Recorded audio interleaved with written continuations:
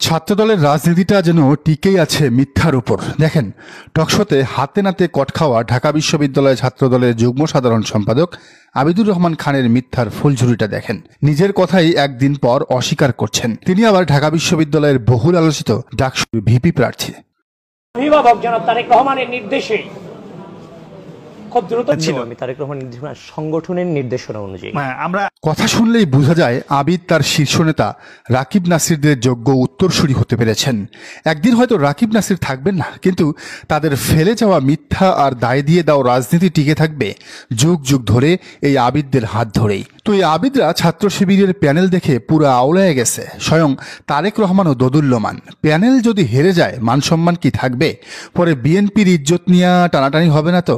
এজন্য এরা এখন নিজেদের রাজনীতি বাদ দিয়ে শুরু করছে শিবির হটাও রাজনীতি, শিবির বিরোধী রাজনীতি, তাও আবার সাধারণ শিক্ষার্থীদের নাম দিয়ে। ঢাকা বিশ্ববিদ্যালয়ের জগন্নাথ হল, যেখানে মূলত হিন্দু শিক্ষার্থীরা থাকেন, সেই হলের সাধারণ শিক্ষার্থীদের ব্যানারে তারা শিবির বিরোধী মিছিল করেছে। বলেছে শিবির এই হলে ভোট চাইতে পারবে না, কারণ তারা স্বাধীনতা বিরোধী।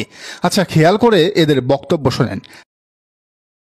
যে কোনো ভাবে এই হলটাকে আসলে কুক্ষিগত করার চেষ্টা করলে এবং কোন ধরনের ষড়যন্ত্রে লিপ্ত হলে তা কোনোভাবেই বাস্তবায়িত হতে দেব না। এই মিছিলটা সাধারণ শিক্ষার্থীদের ব্যানারে করা হলেও বাংলা কথনের অনুসন্ধানে উঠে এসেছে চাঞ্চল্যকর সব তথ্য।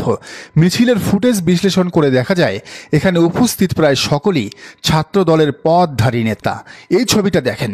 ঢাবির জগন্নাথ হলে শিবিরের রাজনীতির বিরুদ্ধে সাধারণ শিক্ষার্থী হিসেবে বক্তব্য দিচ্ছেন মধুসূদন কুণ্ড ঋষিকেশ। অথচ এই ঋষিকেশ হইল হল ছাত্র দলের একেবারে আহ্বায়ক। সদস্য সচিবও আছেন এই মিছিলে। বিক্ষোভে নেতৃত্ব দিচ্ছেন হল ছাত্র দলের সদস্য সচিব সাধারণ শিক্ষার্থী প্রসেনজিৎ বিশ্বাস।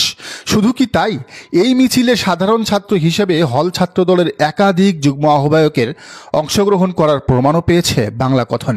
আছেন বাম জোটের ক্যারিয়ার ডেভেলপমেন্ট সম্পাদক পদপ্রার্থী লিটন ত্রিপুরাও। মানে বাম আর ছাত্রদল মিলেমিশে একাকার। আসলে ছাত্রলীগ আওয়ামী লীগরে যেমন এই বামরা খাইছে, বিএনপি আর ছাত্রদলেও তারাই খাবে। ছাত্রদলের নিজেদের কোনো রাজনীতি নাই, বয়ান নাই, বামেদের থেকে ধার করে চলে তারা। ছাত্রদল, তোমার এই করুণ পরিণতি হইল কিভাবে? জগন্নাথ হলে বাম জোটের সাথে মিলেমিশে ছাত্রদলের স্লোগান শুনে মনে হচ্ছিল এটি একখণ্ড দিল্লি। দিল্লির সেবাদাস মিছিলে জগন্নাথ হলের সাধারণ শিক্ষার্থীরা কেউই ছিল না। বাম আর ছাত্রদল নেতাকর্মীদের নিয়েই ছিল এই মিছিলটি। আপনারা জেনে অবাক হবেন যে ঢাবির জগন্নাথ হলে ছাত্রদলের কমিটিতে পদে আছেন 37 জন, আর আজকের মিছিলে মোট উপস্থিত ছিল হাতে গোনা 47 জন। অর্থাৎ কমিটির বাইরে ছাত্র দলের জনবল বা জনসমর্থন সংখ্যা মোটামুটি 10। তো বামদের সাথে মিলেমিশে এসব ষড়যন্ত্র করে ছাত্রদল কি আদৌ শিবিরকে হারাতে পারবে? সাদিক কায়েম ফরহাদদের হারিয়ে ডাকসু দখলে নিতে পারবে? দর্শক, আপনার কি মনে হয় জানান কমেন্টের ঘরে। আর এই চ্যানেলে নতুন হলে অবশ্যই সাবস্ক্রাইব করে বেল আইকনটি বাজিয়ে রাখুন।